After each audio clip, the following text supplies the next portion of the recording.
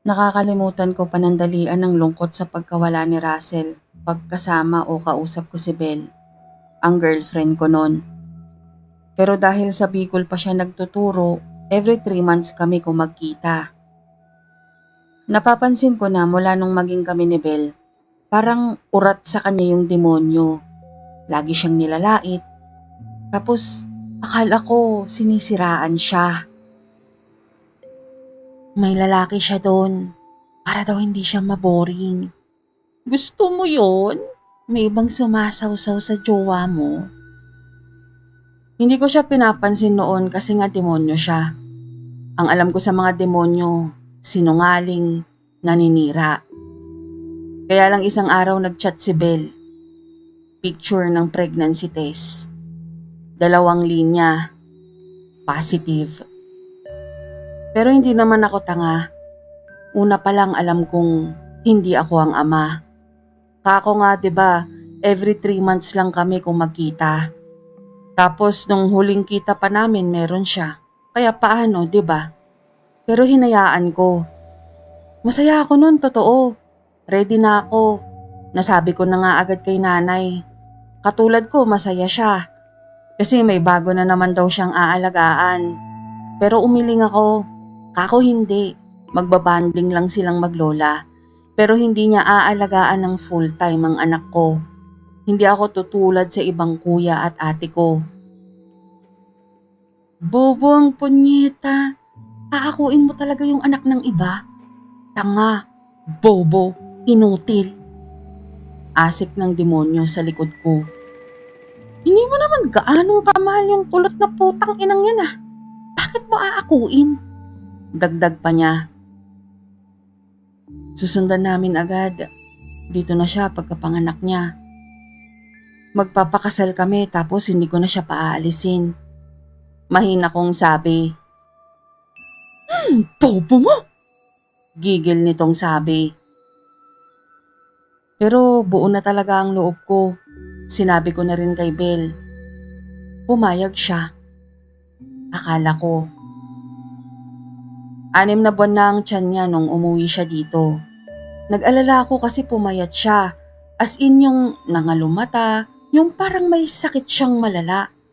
Halos ayaw niya rin na pumunta sa bahay namin. Nalulungkot ako nun kasi akala ko nandidiri siya sa bahay.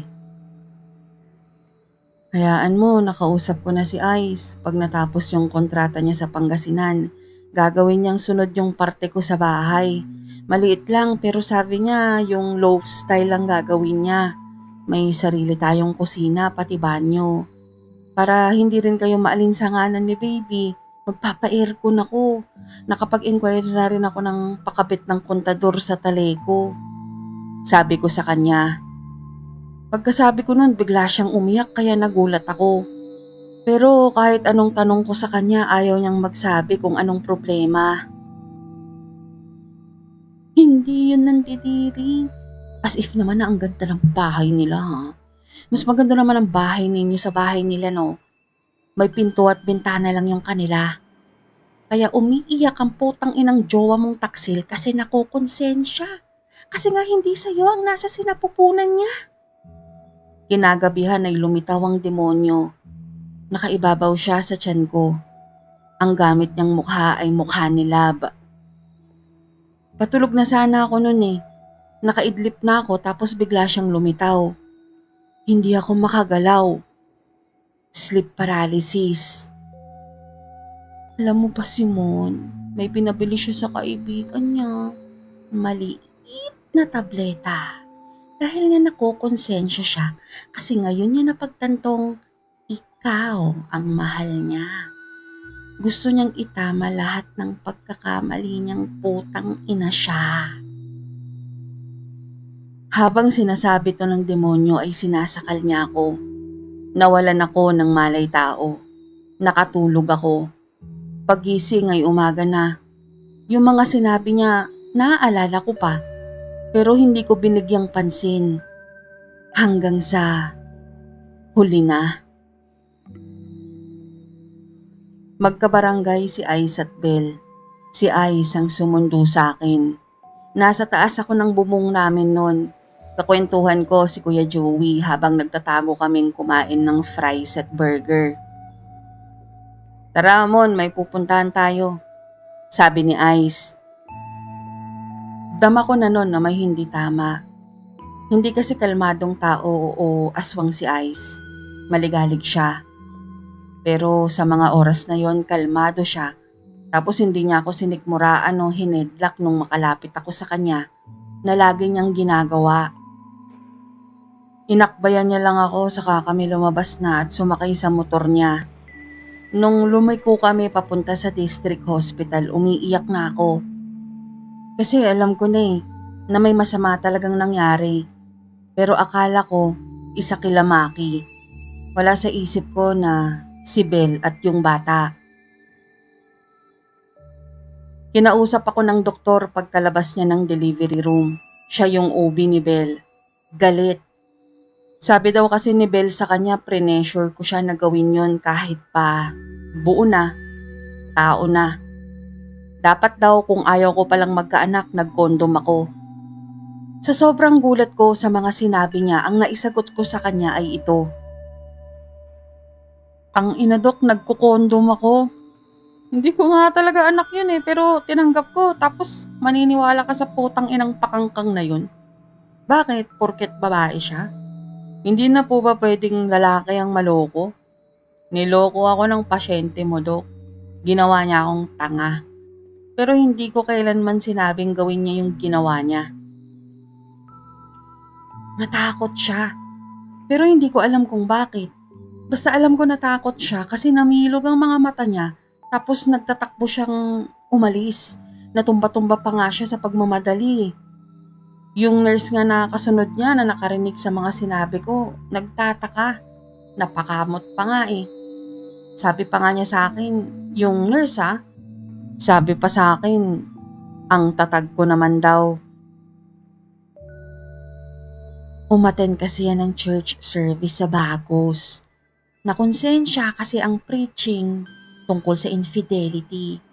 Ayun si tanga, pati yung bata, dinamay. Tapos pinapalabas pa niyang ikaw ang may kasalanan. Sabi ng demonyo nang makauwi ako. Nakaibabaw siya sa akin. Kako, anong tungkol sa infidelity?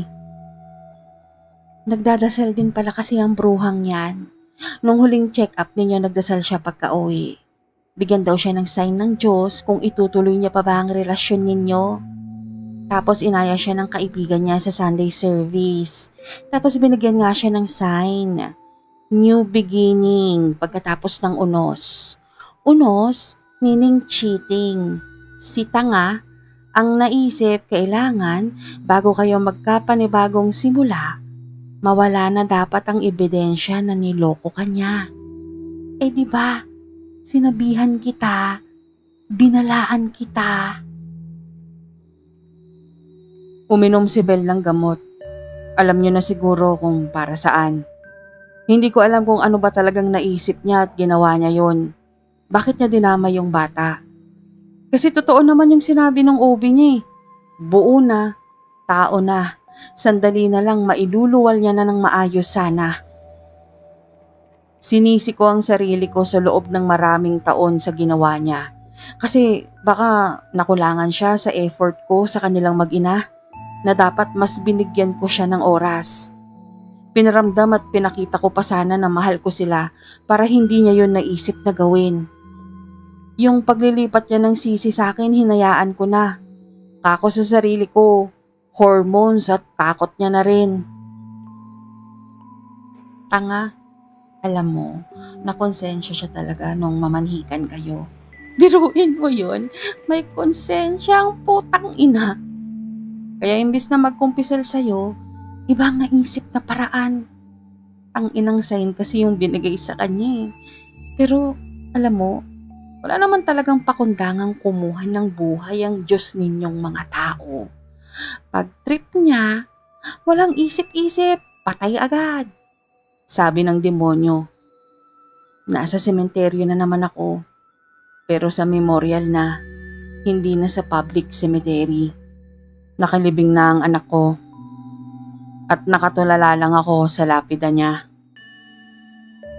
May dahilan naman lahat eh. Mahina kong sabi. Pero kahit ako nag-alinlangan sa sagot ko. Anong magandang dahilan para mamatay si Job? Si Russell? Pati tong anak ng jowa mo sa iba? Ha? Anong malaking dahilan? Sagutin mo ko.